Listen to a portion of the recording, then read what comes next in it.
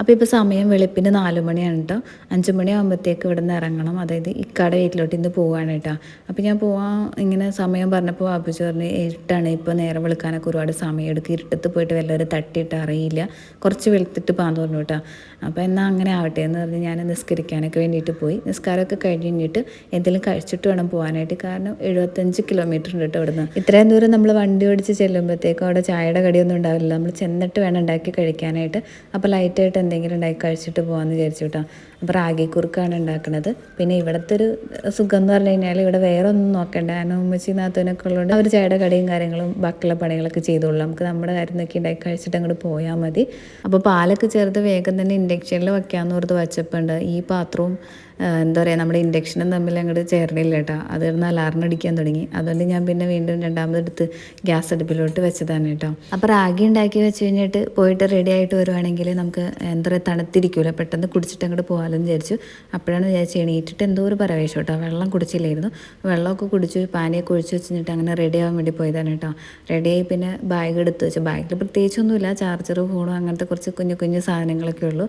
പിന്നെ അലക്കാനുള്ള തുണിയൊക്കെ ഡബ്ബയിലിട്ട് വെച്ചിട്ട് അത് ഒതുക്കി വെച്ച് കബോർഡൊക്കെ അടച്ച് അങ്ങനെ അടുക്കളയിൽ വന്ന് ദൂരോട്ടൊക്കെ പോകുമ്പോഴോ അല്ലെങ്കിൽ സമയമില്ല ഭക്ഷണം കഴിച്ചിട്ട് ഇറങ്ങാനൊക്കെ തോന്നുകയാണെങ്കിൽ കൈ പിടിക്കാനോ അല്ലെങ്കിൽ പെട്ടെന്ന് കഴിച്ചിട്ടൊക്കെ ഇറങ്ങാനൊക്കെ പറ്റിയ ഒരു അടിപൊളി സാധനമാണ് കേട്ടോ റാഗി കുറുക്ക്. അപ്പോൾ വലിയ ചൂടൊന്നും ഇല്ലാത്തതുകൊണ്ട് തന്നെ പെട്ടെന്ന് കുടിച്ച് വേഗം തന്നെ ഇറങ്ങാനുള്ളൊരു വെപ്രാളത്തിലുണ്ട്. കാരണം വെളുപ്പിന് തന്നെ ആകുമ്പോൾ നമുക്ക് പെട്ടെന്ന് വണ്ടി ഓടിച്ച് എത്താൻ പറ്റും. പിന്നെ അത് മാത്രമല്ല തിരക്ക്, വർക്കിംഗ് ഡേ ഒക്കെ ആകുമ്പോൾ ഭയങ്കര തിരക്കായിരിക്കുമല്ലോ.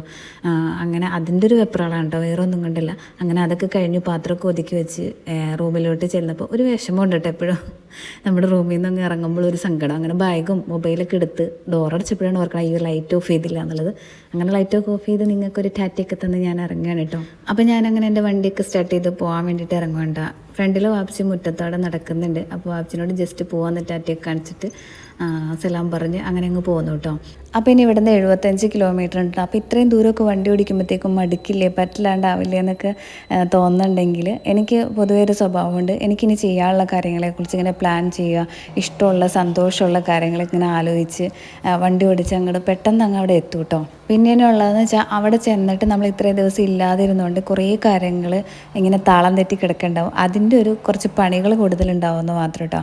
അപ്പോൾ ഞാൻ മൊത്തം ക്ലിപ്പൊന്നും എടുത്തില്ല. ഇവിടെ എത്തിയപ്പോഴത്തേക്കും ഈ ഓപ്പൺ ആയിട്ടുള്ള സിറ്റ് ഔട്ടൊക്കെ ആയതുകൊണ്ട് തന്നെ അവിടുത്തെ ഒരു പൊടിയും കാര്യങ്ങളൊക്കെ ഉണ്ടാവും. ഇവിടെ ഉള്ളവരെ ഇടയ്ക്ക് അടിക്കുകയൊക്കെ ചെയ്തു. പക്ഷേ എന്നാലും നീളം നിറയെ മരമൊക്കെ ഉള്ളതുകൊണ്ട് മൊത്തം ഇലയും കാര്യങ്ങളും പൊടിയൊക്കെ ആയിരിക്കും. പിന്നെ അവിടെ ഇവിടെയൊക്കെ ആയിട്ട് കുറേ ചെടികളൊക്കെ ഇരിക്കുന്നതുകൊണ്ട് വെള്ളം ഒഴിക്കാതെയും ഒക്കെ വിട്ടു പോയിട്ടുണ്ട് അവർ. പിന്നെ സവാളയൊക്കെ ചീച്ചിരിക്കുന്നുണ്ട്. ഇങ്ങനത്തെ കുറേ നാശനഷ്ടങ്ങൾ നമുക്ക് ഉണ്ടാവും നമ്മുടെ വീട്ടിൽ കുറച്ച് ദിവസം നിന്നാൽ.